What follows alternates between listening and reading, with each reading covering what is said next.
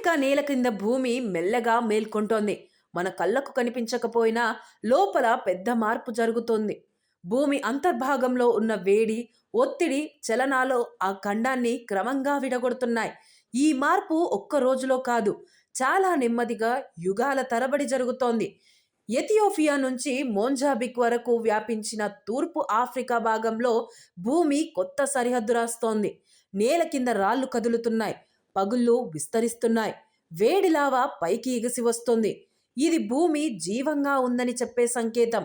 మనం వినలేని శబ్దం కానీ ఎప్పుడూ నడుస్తూనే ఉన్న మార్పు. చాలా దూర భవిష్యత్తులో ఈ మార్పు ఒక కొత్త సముద్రాన్ని పుట్టించబోతోంది. తూర్పు ఆఫ్రికా అని పిలిచే ఈ ప్రాంతం భూమి గుండె చప్పులను వినిపించే ప్రదేశం. ఎథియోపియా, కెన్యా, టాంజానియా, మోంజాబిక్ దేశాల మధ్య ఈ విభజన నడుస్తోంది.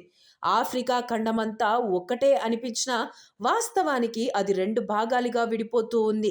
ఒకవైపు న్యూబియన్ ప్లేట్, మరోవైపు సోమాలి ప్లేట్ అని పిలిచే రెండు పెద్ద భూభాగాలు నెమ్మదిగా ఒకదాని నుంచి మరొకదానికి దూరం అవుతున్నాయి.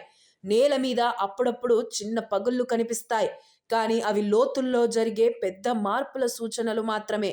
కెన్యాలో, ఎథియోపియాలో ఈ మార్పులు అప్పుడప్పుడు భూమి తాళాన్ని మారుస్తున్నాయి. భూమి లోపల ఈ మార్పు ఎలా సముద్రంగా మారుతుంది అనేది ఒక అద్భుతమైన ప్రక్రియ. భూమి అంతర్భాగంలో ఉన్న వేడి రాళ్లను కరిగించి మాగ్మాగా మారుస్తుంది. ఈ మాగ్మా పైకి ఎగపాకి నేలని తిప్పి పెడుతోంది. నేల క్రిస్ట్ విరిగిపోతోంది. లోతైన లోయలు ఏర్పడతాయి. ఆ లోయల్లో నెమ్మదిగా నీరు చేరుతుంది. ఇలా ఒక్క అడుగు వేస్తూ ఒకరోజు ఈ పగుళ్ళు పెద్ద సముద్రపు మార్గంగా మారుతాయి. ఎర్ర సముద్రం, అడెన్ గల్ఫ్ లాంటి ప్రదేశాలు భవిష్యత్తులో ఈ కొత్త సముద్రంలో కలవచ్చు. ఇది మన కళ్ళ ముందే భూమి తన కొత్త రూపాన్ని ఆవిష్కరించడమే. ఈ ప్రక్రియ నిజమని శాస్త్రవేత్తలు ఇప్పటికే చూశారు.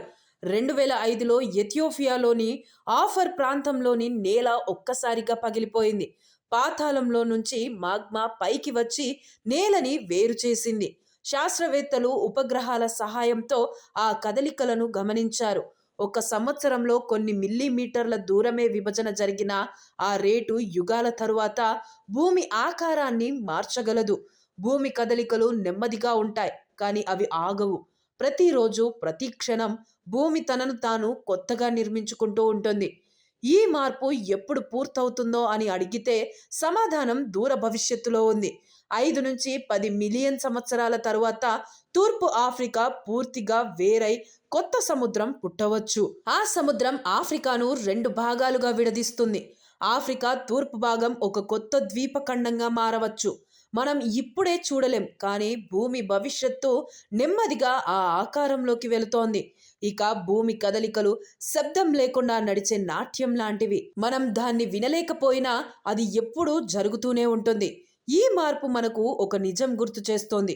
భూమి ఎప్పుడూ చలనంలో ఉంటుంది, ఎప్పుడూ కొత్త రూపాన్ని ధరించడానికి సిద్ధంగా ఉంటుంది. మన జీవిత కాలంలో అది కనపడకపోయినా ఈ ప్రపంచం తన మార్గంలో కొత్త సముద్రాలను, కొత్త ఖండాలను సృష్టిస్తూ ముందుకు సాగుతుంది. ఇదే ఆఫ్రికా చెబుతున్న నిజం కూడా.